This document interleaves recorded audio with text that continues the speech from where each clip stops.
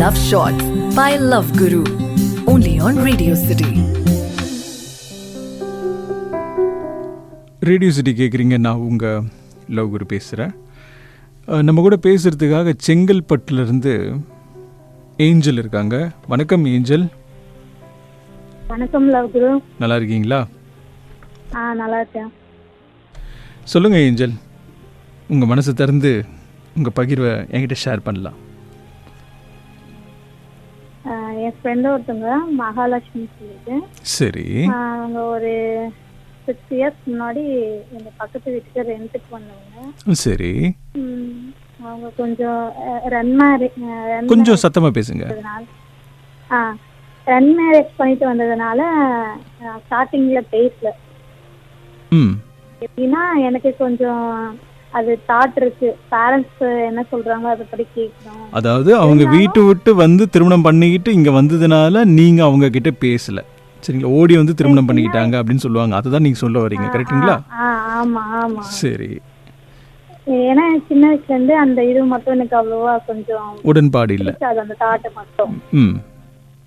ஏன்னா அவ்வளவு கஷ்டப்பட்டு வளர்க்குறாங்க, நம்ம என்ன சேர்த்தா நல்லா இருக்கும், எப்படி வளர்த்தா நல்லா இருக்கும்னு எல்லாம் தெரிஞ்சவங்களுக்கு அதை பண்ணி வைக்க தெரியாதா? சப்போஸ் அது சின்சரா இருந்ததுன்னா வெயிட் பண்ணணும், எப்படி சொல்லணும், காத்திருந்து அதை எப்படியாவது சக்சஸ்ஃபுல்லா மாத்திக்கணும் அப்படிதான் நான் மைண்ட் வச்சிருந்தேன். ஸோ அதனால நான் பேசல ஸ்டார்டிங்ல அவங்க கிட்ட. ஓகே. அதுக்கப்புறம் அவங்க பார்த்து பேச கொஞ்சம் அப்படியே கொஞ்சம் பழகணும். அவங்க ஹஸ்பண்ட் பேர் வந்து மணி, அவங்க பேர் மகாலட்சுமி. ஓகே. அதுக்கப்புறம் அப்படியே கொஞ்சம் பேசி அப்படியே அவங்க கொஞ்சம் வந்து கஷ்டப்பட்டுட்டு இருந்தாங்க. அதாவது ரன்னிங்ன்றதுனால எல்லாத்துக்குமே கொஞ்சம் கஷ்டமா இருந்தது. ஸோ நான் என்னால முடிஞ்ச வரைக்கும் நான் ஹெல்ப் பண்ணிட்டே இருந்தேன். நல்லா தான் போயிட்டு இருந்தது ஓரளவுக்கு. அவங்களுக்குள்ள என்ன ஒரு ப்ராப்ளம் இருந்தாலுமே என்கிட்ட சொல்ற அளவுக்கு அந்த அளவுக்கு க்ளோஸ் ஆயிட்டீங்க. சரி. ஆமா. இப்போ அவங்க ஹஸ்பண்ட்க்கு அப்புறம் என்கிட்ட ஷேர் பண்ற அளவுக்கு இந்த அளவுக்கு க்ளோஸ் ஆயிட்டோம். அதுக்கப்புறம் என்னாச்சு? அதுக்கப்புறம் அவங்க ஹஸ்பண்ட் எனக்கு கால் பண்ணிட்டு இந்த மாதிரி நான் கால் பண்ண எடுக்கல, போயிட்டு பாருங்கன்னு சொன்னதுக்கப்புறம் போயிட்டு பார்த்தா அந்த மாதிரி டேப்லெட்ஸ் சாப்பிட்டுட்டு இருந்தாங்க. அதுக்கப்புறம் அவங்க ஃப்ரெண்ட்ஸ்க்குலாம் அவங்க கால் பண்ணி அவங்க வந்து ஹாஸ்பிட்டல்லாம் கூப்பிட்டு போயிட்டு, அவங்க வந்து ஆக்சுவலா அவங்க ஹஸ்பண்ட் வந்து கொஞ்சம் தூரத்துல இருந்தாங்க. அவங்க வெளில இருந்தது வர்றதுக்குள்ள அந்த மாதிரி எல்லாம் இருக்கு. அது நான் அந்த விஷயம் வந்து வெளியே எனக்கு சுத்தமா பிடிக்காது. எனக்கு அந்த ஆட்டிடியூட் மட்டும் நான் ஏத்துக்கவே மாட்டேன். என்ன செஞ்சாலும் மன்னிச்சிடும் ஓகே அப்படின்ட்டு. இந்த தற்கொலை முயற்சி மட்டும் உங்களுக்கு உடன்பாடு இல்ல, பிடிக்கவே பிடிக்காது. ஏன்னா அதை நம்ம கொண்டு வரல, அதை நம்ம எடுக்கவும் நமக்கு ரைட் கிடையாது. சரி, ஓகே. அதுக்கப்புறம் என்னாச்சு? அப்படி என்ன அவங்களால ஃபேஸ் பண்ண முடியாத ப்ராப்ளம், வாழறதுக்கு தானே வந்தாங்க அப்படின்ற மாதிரி ரொம்ப டென்ஷன். நான் அவங்க கிட்ட பேசுறதே கிடையாது. அவங்க எல்லாம் போயிட்டு ரெக்கவர் ஆகிட்டு வந்துட்டாங்க. அது என்ன காரணம் ஏது காரணம் நான் எதுவுமே கேட்டுக்கல.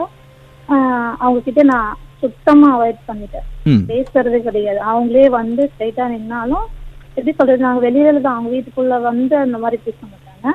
அவங்களுக்கே தெரியுதுல நம்ம பண்ணது தப்புன்றது. ஆமாங்க, ஒருத்தவங்க தப்பு பண்ணிட்டாங்க அப்படின்னா அதை வந்து நீங்க அப்படியே எடுத்து வச்சுக்கிட்டு பேசவே மாட்டேன் அப்படின்றது தப்பு இல்லை. அவங்களுக்கு சொல்லி புரிய வைக்கலாம், இதெல்லாம் தப்பு, இதெல்லாம் பண்ணக்கூடாதுன்னு சொல்லி புரிய வைக்கிறது தானே ஒரு ஃப்ரெண்ட்ஷிப்புக்கான அழகு. நான் பேசும்போது நிறைய விஷயம் சொல்லியிருக்கோம், எது பிடிக்கும் எது பிடிக்காது, இது பண்ணணும் அதை பண்ணணும் சொல்லி. புரியுது, ஏதோ சூழ்நிலை காரணமா அவங்க அப்படி பண்ணிட்டாங்க, அவங்க பண்ணது தப்பு தான். பட் இருந்தாலும் நீங்களும் மறுபடியும் பேசியிருக்கணும்.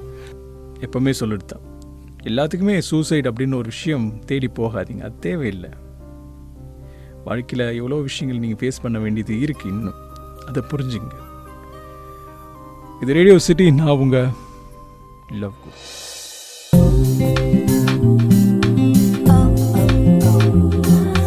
Love Shots by Love Guru.